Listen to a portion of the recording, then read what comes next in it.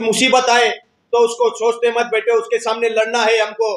और जो आदमी लड़ता है वही जिंदगी में विजय प्राप्त करता है। इसका जीता जागता उदाहरण अगर आपको देना है तो मैं कहूंगा कि 2014 साल में जब ये देश के अंदर नरेंद्र मोदी की जब लाट आई, उसके अंदर उनके कई 300 खासदार यहाँ भारत देश के अंदर जीत आए। और महाराष्ट्र की जो राजनीति थी उसके अंदर हमारे श्री चंद्र शरद जी पवार साहब, जिनका राष्ट्रवादी पक्ष था, उसके कई आमदार उनको छोड़ के अलग अलग पक्षों में चले गए, जिसके अंदर भाजपा के अंदर गए, शिवसेना के अंदर गए और उनकी ताकत बहुत कम कम होते चले गई। लेकिन उन्होंने अपनी जिंदगी में कभी खचा नहीं, कभी उन्होंने उसके ऊपर विचार नहीं किया और वो लड़ते खड़े रहे। और जब 2019 के इलेक्शन के वक्त लोगों को ऐसा लगा था कि राष्ट्रवादी पक्ष अभी ये महाराष्ट्र के अंदर से खत्म हो जाएगा, लेकिन उन्होंने अपने दम के ऊपर ये महाराष्ट्र के अंदर फिर से 56 आमदार को जीतकर उन्होंने सामने रखा।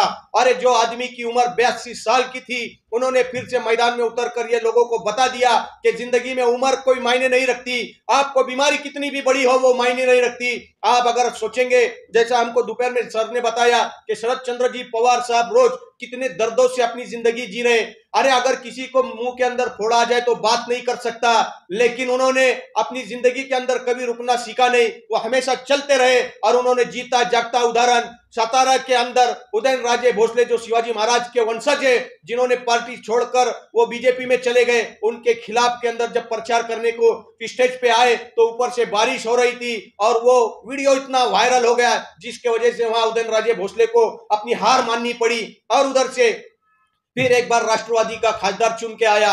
और ये सब होने के बावजूद जब आज उनकी सरकार सीधी चल रही थी, उसके बाद उनके ही घर में एक बहुत बड़ा संकट अजीत पवार साहब ने उभा किया, सामने आया और ऐसा लगने लगा कि अब शरद पवार साहब तो खत्म हो गए, अब वो हार गए। उसके बाद भी उन्होंने लड़ना पसंद किया, उन्होंने रुकना पसंद नहीं किया और आज भी वो मैदान में उतरे हैं। और आज भी वो कहते कि कोई आए ना आए मैं लड़ता रहूंगा, मैं चलता रहूंगा।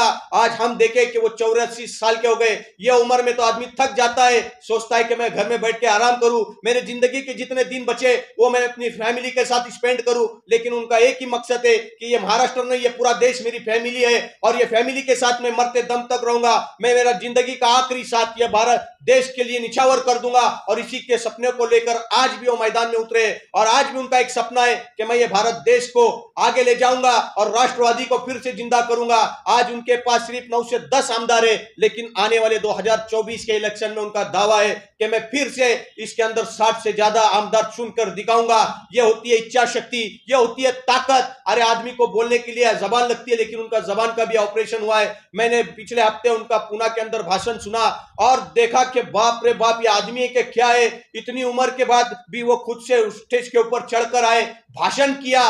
ये उनके उस भाषण की वजह से इतनी ऊर्जा मिली कि अगर ये इतने 84 साल में कर सकते तो हम 44 साल में क्यों नहीं कर सकते, क्यों नहीं कर सकते हम। इसके लिए हमको जागना चाहिए और जिंदगी के किसी भी मोड़ पर हमको रुकना नहीं है, जिंदगी के हर मोड़ पर हमको लड़ना है और आगे बढ़ते रहना है। कोई तकलीफ भी आए आपको डरना नहीं है, चलते रहना है, एक दिन आपको उनकी मंजिल मिलते रहेंगी। इतना ही मैं आज आपके सामने बोलता हूँ। मुझे जिम्मेदारों ने बोलने का मौका दिया, मैं उनका यहाँ तहे दिल से शुक्रिया अदा करता हूँ। और जाते जाते इतना ही कहूंगा,